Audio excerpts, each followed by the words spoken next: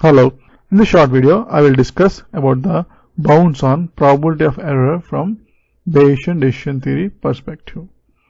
So in Bayesian decision theory, the probability of error, the total probability of error is defined as P of ERR. That is, the probability of error is minus infinity to plus infinity conditional probability of error on the data X multiplied by the probability of X, that is the evidence. The integration is from minus infinity to plus infinity. So this is the definition of total probability of error. So now we want to find the conditions or what are the bounds. Now we want to see what are the bounds on this probability of error. Intuitively we know that the probability of error should be between 0 and 1. But considering the Bayesian decision theory, we can see that, or we desire that the probability of error should be between 0 and 1 by 2.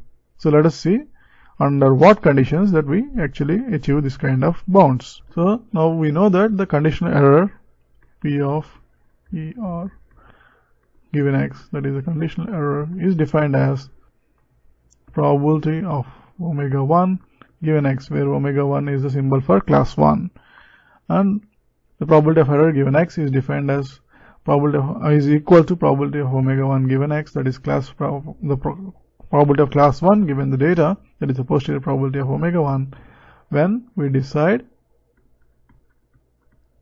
that omega 2 is the right class or the correct class, and in the opposite case it is equal to probability of omega 2 given X, that is the other posterior probability, if we decide omega 1 is the correct class.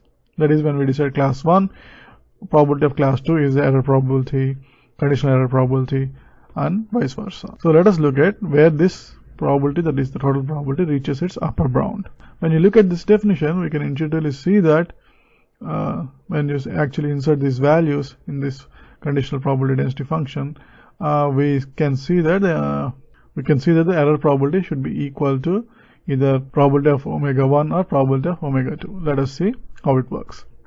For upper bound,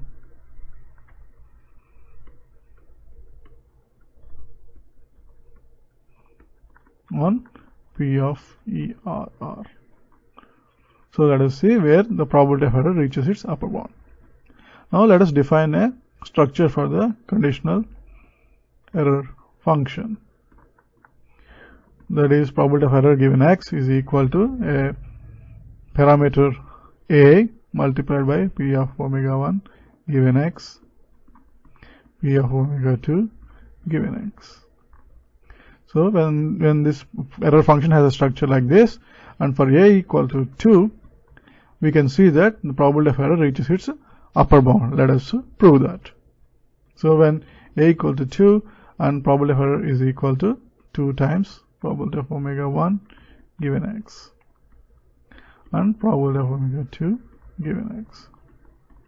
So this is probability of error, the conditional probability of error. Now, so for case 1, that is when we decide that omega 2 is the correct class, that is when we decide in favor of class 2, then the error probability should be equal to probability of omega 1 given X. That is we have probability of omega 1 given X, 2 times probability of omega 1 given X, probability of omega given X is equal to this posterior probability. This is when omega 2 is the correct class omega 2. So this implies that P of omega 2, the posterior probability of omega 2 given X, should be equal to 1 by 2. But we know that the sum of two posterior probabilities should be equal to 1. Then P of omega 1 given X should be also equal to 1 by 2. So when we insert these values in the original definition of probability of error, we can clearly show that the integral is equal to 1 by 2 minus infinity to plus infinity probability of X dx, which is equal to half. This is the upper bound on the probability of error, and this is achieved when the conditional error function has this structure, that is 2 times the product of the posterior probabilities.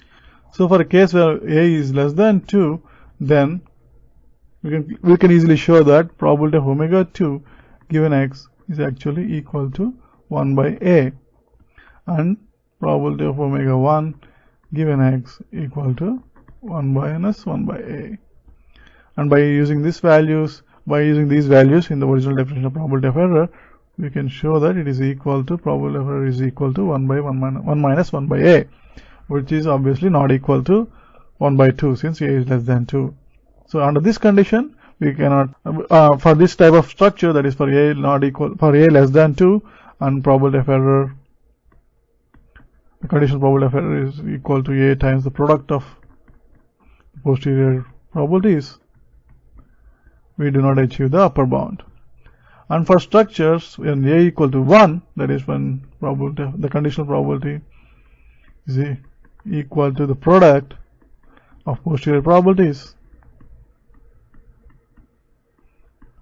we can easily show that P of omega 2 given x is equal to 1. This is because for class 2, the error probability should be equal to probability of omega 1 given x, and hence when you equate these two, you get omega 2 given x equal to 1, and as a result the other probability should be equal to 0. And when you decide the other class, that is when you decide that omega 1 is the right class, then the omega 2 given x should be 0. The probability of omega 2 given x should be 0. In either case, the total probability of error should be equal to 0 times probability of x dx, that is, the integral is always going to be 0. That is, we achieve the lower bound for the value a equal to 1 for this product. Thanks for watching.